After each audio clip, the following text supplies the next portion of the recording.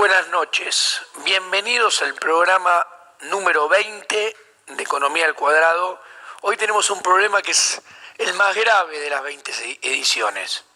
No tengo voz, estoy con fiebre, vine pichicateado al programa. Esperemos que los resultados cortoplacistas alcancen hasta el final del programa, o sea, por lo menos duren media hora. Vamos a pasar enseguida a los gráficos y es un programa muy especial hoy, porque es un programa que toca un tema de fondo, que es la teoría que hay detrás de la teoría, valga la redundancia, de la política económica. Y es importante saber esto, porque hay dos teorías. La teoría tradicional, que parte de un determinado conjunto de supuestos que ya vamos a ver, que de esta teoría tradicional se deriva la conclusión de, miren, el policy maker es un sabio, tiene buenas intenciones, entonces nos tenemos que entregar a él y dejarlo hacer política discrecional. ¿Por qué? Porque él sabe qué es nuestro bienestar, sabe cómo alcanzarlo, sabe cómo responde el modelo y por eso lo tenemos que dejar obrar y nos va a llevar a buen puerto. Bajo, o mejor dicho, sobre esto está construido, por ejemplo, el keynesianismo. A ver, si el policymaker sabe de qué se trata el bienestar, si el policymaker sabe cómo alcanzarlo y sabe cómo va reaccionando el modelo y los agentes económicos mientras que él va aplicando su política económica, la conclusión es más que obvia. Lo tenemos que dejar intervenir, regular, elegir ganadores y perdedores, etcétera, etcétera. Discrecionalidad absoluta. Ahora bien, está la otra teoría, que es la teoría moderna de la política económica. La teoría moderna de la política económica, ya después voy a decirles cuando termine cuándo y quién es su principal constructor, parte de supuestos diametralmente opuestos. Dice, mira, el policymaker no sabe qué es el bienestar. No lo puede saber nunca, porque para mí el bienestar es una cosa, para usted, señor televidente, es otra, para el camarógrafo que está detrás de la cámara es distinto y es una tercera opción. Entonces, no solamente no sabe cómo o en qué consiste el bienestar, sino que no tiene idea de cómo alcanzarlo. Menos aún sabe cuál va a ser el resultado fehaciente de cuando toco un botón. Quiere decir, toco un botoncito, soy policymaker, toco un botoncito y bueno, tocar ese botoncito dispara un cúmulo de reacciones, no solo de las personas, sino de las variables económicas. Y esas reacciones no sé cuáles son, no sé con qué fuerza van a reaccionar y tampoco tengo idea de cuánto tiempo va a ser dicha reacción. No solamente esto. A ver, esta teoría dice que el público, nosotros, de vuelta, yo, usted, señor televidente, el camarógrafo, trata de evitar los efectos de la política económica. A decir verdad, por ejemplo, un ejemplo muy concreto. Viene un policymaker y dice, bueno, yo voy a aumentarle el impuesto a las ganancias, subiendo las alícuotas de X a Y al tramo de la población que gana tanto, subiéndolas a Z para el tramo de la población que gana tanto. Bueno, y con todo esto voy a recaudar tanta plata, y con esta plata voy a pagar estas jubilaciones, voy a hacer estas rutas, estos puentes. La teoría tradicional, que es la que primero comenté, dice, bueno, el público no va a tratar de anticiparse, no va a tratar de cubrirse, no va a reaccionar, no va a hacer nada. Entonces, los numeritos le van a dar y el policy maker va a poder hacer todo eso. La teoría moderna, que es la segunda que estoy comentando, dice, no, el público no come vidrio, va a tratar de evitar lo que usted está proponiendo. Y en este ejemplo que di va a acudir a la evasión fiscal, a la ilusión tributaria, etcétera, etcétera. Entonces, finalmente usted va a recaudar menos. Y si recauda menos, no va a poder hacer todo eso que tenía planeado. O sea, en definitiva, los resultados no son los buscados. Entonces, la conclusión de esta teoría es, dado todos estos supuestos, lo mejor es evitar la política discrecional.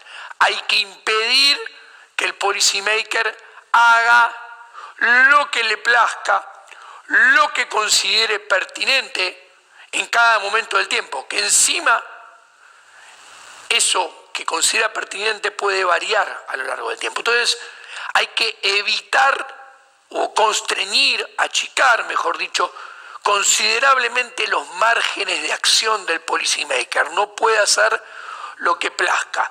Entonces, la política económica tiene que ser conducida en base a reglas. Por ejemplo, reglas de política fiscal, que tiene que haber un determinado superávit o equilibrio, podría haber política anticíclica dentro de determinadas márgenes preestablecidos, generalmente por el Congreso, o reglas de política monetaria. Argentina la tuvimos. La convertibilidad en una regla de instrumentos de política monetaria muy rígida, o sea, no se le dejaba hacer política discrecional al policy maker, no podía emitir todo lo que quería, no, podía expandir la base monetaria solamente cuando le entraba $1 de reserva. Después tenemos metas de agregados económicos, o sea, el policy maker puede hacer crecer la cantidad de dinero con una determinada regla a lo largo del tiempo, generalmente descendente, como propusimos con Javier Milei, mi colega en este programa, o el inflation targeting. Pero bueno, el punto es que con esto se evita que tenga mucho margen de acción, porque si el político tiene mucho margen de acción, los resultados terminan siendo siempre muy lejanos a lo que se procura. Acompáñenme hacia los gráficos, por favor. Bueno, vamos a seguir las placas, esta vez porque no tengo voz. Generalmente los políticos, ¿por qué nos dicen que hacen política económica?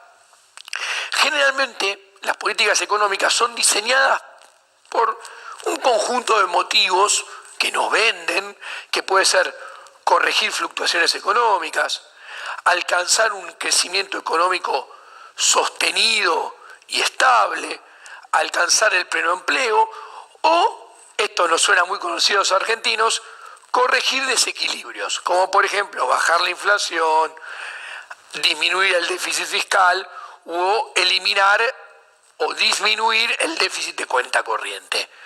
¿Por qué? Porque estos desequilibrios atentan contra el crecimiento económico sostenido y estable. Entonces, cuando nosotros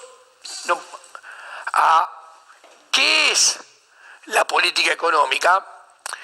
La política económica implica que hay una situación de la realidad observada que no se condice con una situación deseada. Es muy sencillo. La política económica es toda actuación de un gobierno tendiente o dirigida a influir en la trayectoria temporal de una variable económica. Por ejemplo, la inflación en Argentina es hoy en día el 32% y el gobierno quiere hacer política económica para bajarla a, inventemos, 15. El nivel de actividad es 0 y el gobierno quiere hacer política económica para llevarlo a una variación positiva del 3%. ¿Qué quiere decir? Hay una situación deseada y un estado de cosas cuya evolución pasada, presente y futura no coinciden con esa situación deseada. Y el policy maker tiene un conjunto de herramientas que son los instrumentos de política económica. ¿Para qué? Para conducir la política económica y llevarla de la situación de hoy en día, que difiere de los objetivos, a la situación deseada. O sea, la inflación es el 32% y se aplican instrumentos de política económica que los elige el policy maker, o sea, o la cantidad de dinero o la tasa de interés, para hacer que la inflación baje del 32 al 15. Dicho esto, la política económica implica que hay 3 grandes conjuntos. La situación observada no deseada, que son las variables en las que se desea influir. Acá puse ejemplos: tasa de crecimiento, inflación, tasa de desempleo, tipo de cambio, déficit fiscal. La situación deseada, que ustedes pueden ver que son las mismas variables con asterisco. ¿Y qué tiene que hacer el policy maker? Actuar sobre los instrumentos, que son la caja negra. ¿Por qué la caja negra? Caja negra porque, a ciencia cierta, la economía es una ciencia social, no es una ciencia exacta. Es una ciencia social en la cual en el mercado interactúan millones de personas, cuyo comportamiento varía constantemente. Y el único mecanismo de información eficiente que hay es el sistema de precios. Entonces, no sabemos con exactitud cuál va a ser el resultado de lo que acontece en esta caja negra. De ahí el nombre caja negra. ¿Por qué? Porque acá están los instrumentos de política económica, por ejemplo, y los instrumentos de política económica son poquitos. Y este es el primer escollo, porque tenemos 2 grandes familias: política fiscal, que son los impuestos y el gasto público; política monetaria, que tengo que escoger o la cantidad de dinero o la tasa de interés. O sea, hay 2 instrumentos. Y excepcionalmente le puedo agregar algún tercer instrumento. Y con esa cantidad de instrumentos de política económica que tengo, con solamente eso me las tengo que arreglar como policy maker para hacer o para llevar estas variables que hoy en día no tienen el valor que yo quiero que tengan, a que sí tengan el valor que yo quiero que tengan. Concretamente, por ejemplo, si la tasa de crecimiento es 0, yo tengo que tocar estos 2 conjuntos de variables para hacer que la tasa de crecimiento sea 5%. Si la inflación es 30, yo tengo que tocar este pequeño conjunto de instrumentos para hacer que la inflación baje al 5%. ¿Se entiende? ¿Y cuál es el problema de esto? El problema es que los objetivos, el primer problema es que pueden ser contrapuestos entre sí. O sea, lo que yo haga para aumentar el nivel de actividad y hacerme acercar al objetivo de PBI me aleje del objetivo de inflación, porque tal vez me la acelere en lugar de bajar. Ese es el primer problema. Pero hay un problema más grande, que es la regla de oro de política económica. Esto lo explicó el premio Nobel Jan Tinbergen. ¿Qué dice? Y mira, te dice en criollo: vos no podés patear el córner, cabecear el centro y atajar el cabezazo. O el que mucho abarca, poco aprieta. ¿Qué quiere decir esto? Quiere decir que vos tenés que tener la misma cantidad de instrumentos de política económica que objetivos. O sea, si tenés 2 objetivos de política económica, 2 instrumentos de política económica, No te podés poner 4, 5 o 6 objetivos. ¿Por qué? Porque no lo vas a poder cumplir. Esto es matemática. Si vos tenés 2 instrumentos de política económica, podés ponerte 2 objetivos. El problema es que surge una incompatibilidad. ¿Cuál es? Cuando vos tenés más objetivos de política económica que instrumentos de política económica de los cuales posees, si no cambias algo, el resultado va a ser negativo. No vas a terminar alcanzando ningún objetivo de política económica. Entonces, ¿qué tenés que hacer? O bajar los objetivos, bajar la cantidad de objetivos, no me puedo poner 5, 6 objetivos, o subir los instrumentos. Y el conjunto de instrumentos es muy limitado. A lo sumo puedo adicionarle a la política fiscal y a la política monetaria circunstancialmente un tercer instrumento, como por ejemplo circunstancialmente puede ser el control de capitales. Pero tiene que ser solamente circunstancial para llegar a 3 instrumentos. Pero guarda, porque este tercer instrumento es un instrumento que en el mediano y largo plazo me puede traer problemas. Esto lo estoy mencionando simplemente a modo ilustrativo, porque voy a esto. ¿Cuál es la madre de los problemas? La madre de los problemas es el optimismo de los políticos. Optimismo dicho en una manera muy educada. ¿Por qué?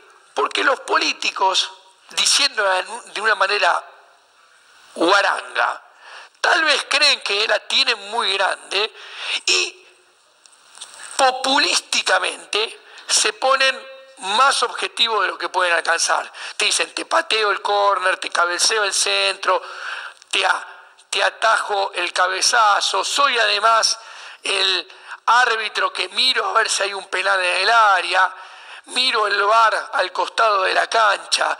O sea, cuando un político te dice, mira, quiero que la economía crezca al 5, quiero que la inflación sea el 3, quiero que el desempleo baje al 6, creo que los salarios le gane a la inflación, quiero que el tipo de cambio sea estable, les está mintiendo. Es mucho abarca, poco aprieta. Está violando la regla de Timberger y no va a alcanzar ningún objetivo. ¿Les suena conocido esto? Bueno, esto es lo que nos viven diciendo e intentando hacer los políticos argentinos, y así nos va. Violentan la regla matemática, que para que un programa económico pueda llegar a buen puerto, tiene que ser un sistema compatible determinado. O sea, tiene que tener una sola solución. Y para eso tiene que tener la misma cantidad de incógnitas que de ecuaciones, es matemática. Los objetivos de política económica son las incógnitas, los instrumentos, las ecuaciones. Y la matemática no se puede violentar. El problema es que nuestros legisladores no saben esto.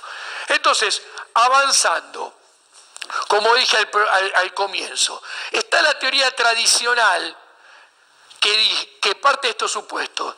El policy maker es un ente benévolo que persigue objetivos individuales,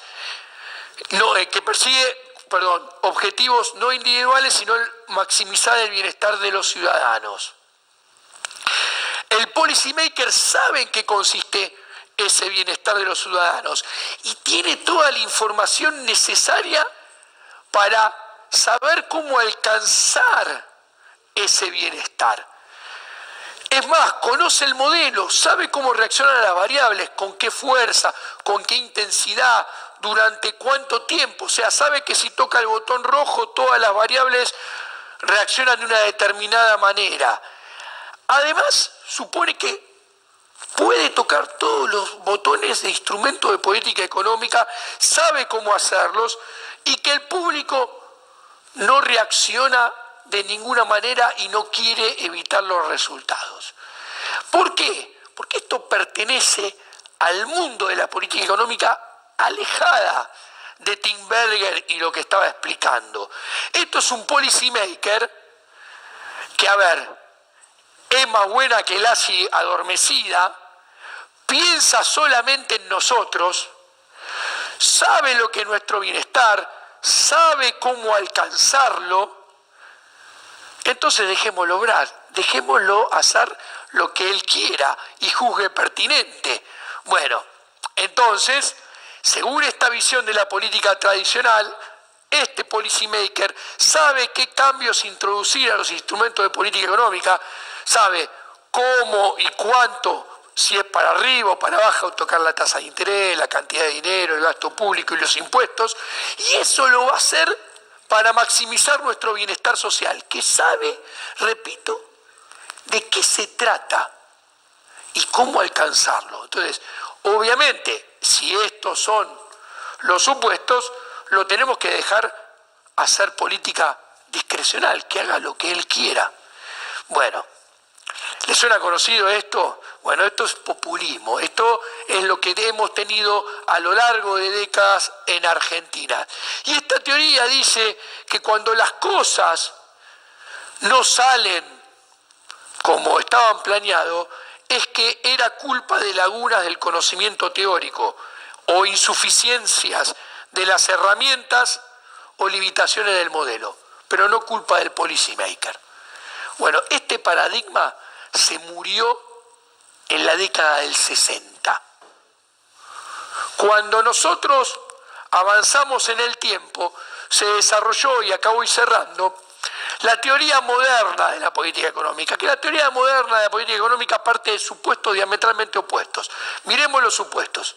El policymaker persigue objetivos particulares, que puede ser una reelección, maximizar su utilidad, beneficiar a un determinado grupo social, etcétera, que pueden no estar correlacionados con el bienestar general, que además no puede saber qué es el bienestar general, y mucho menos sabe cómo alcanzarlo, porque si no sabe en qué consiste, ¿cómo va a saber cómo alcanzarlo?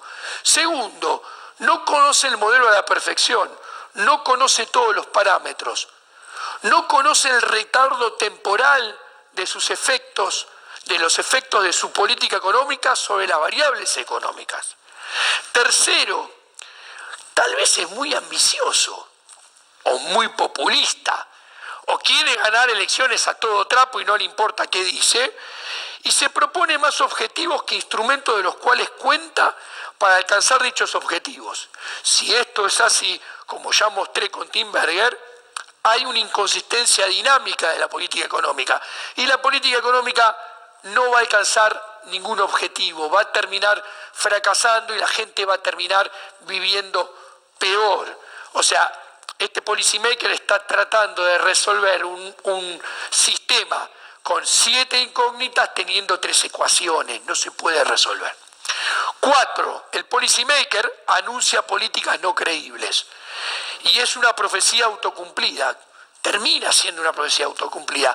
A ver, si la gente percibe que lo que anuncia no es cumplible, la gente reacciona, la gente forma expectativas correctas, se anticipa. ¿Y esto qué genera? Que la política termine siendo ineficaz y termina siendo la profecía autocumplida. O sea, nada de lo que estaba planeado por el policymaker se termina dando, entonces los resultados son malos. ¿Y por qué sucede esto? Esto es lo que pasa con la Argentina de hoy en día. Hoy los argentinos sabemos que este modelo cierra con más inflación y más devaluación. Entonces nos vamos del peso, nos vamos al dólar, aumenta el tipo de cambio, aumenta la inflación y termina siendo la profecía autocumplida. Señor televidente, ¿a usted qué le parece más razonable? ¿Los supuestos de la teoría tradicional, que fue la manera o la filosofía dominante hasta la década del 60, o esta teoría más moderna que parte de estos supuestos, a mi juicio, más realistas, que fue desarrollada en la década del 60 y 70?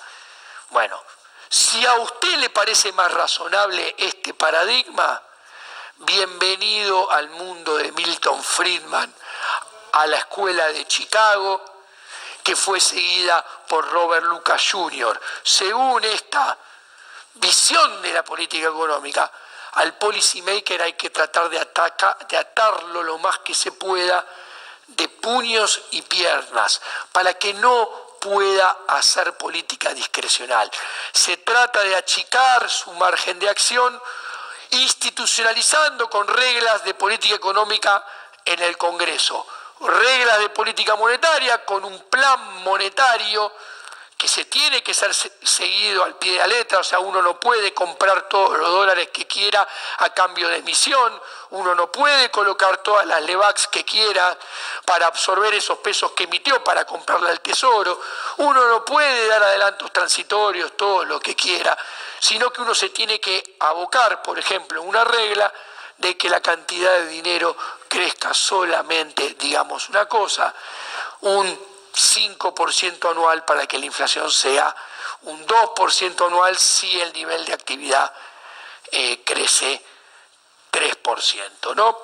Y en este ámbito hay que establecer un contrato social que implica qué objetivo de política, qué instrumentos, que para que la política pueda ser exitosa, la cantidad de objetivos tiene que ser igual que la cantidad de instrumentos.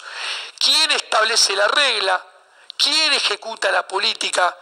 ¿Y quién la hace cumplir? Todo esto tiene que estar institucionalizado con una regla que tiene que ser generalmente establecida por el Congreso. ¿Y saben por qué siempre nos va mal? Porque siempre seguimos con el paradigma de la teoría tradicional, donde el policy maker actúa discrecionalmente y siempre termina haciendo todo lo que se le antoja y todos terminan haciendo más o menos lo parecido. Y si todo el mundo hace lo que se le antoja y lo que se le antoja es populismo y hacen más o menos siempre lo mismo, solamente cabe esperar semejantes resultados y no grandes cambios. Miren, acá tenemos la expansión de base monetaria de Cristina, 113%, la expansión de base monetaria de Cambiemos, 114%, entonces tenemos niveles de inflación semejantes. Estos son los 31 meses de Cambiemos contra los últimos 31 meses de Cristina, que si miramos, miren el PBI, señores, está estancado el PBI, siempre lo mismo, no aprendemos mal la lección, con años pares donde el PBI cae y años impares donde varía positivamente inflado en forma artificial. Siempre lo mismo, cambiemos de una vez por todas, pero cambiemos en serio. Honremos el nombre de coalición que elegimos a finales del 2015 y que nunca respetó el nombre que lo llevó al poder. Muchas gracias. I'm dynamite.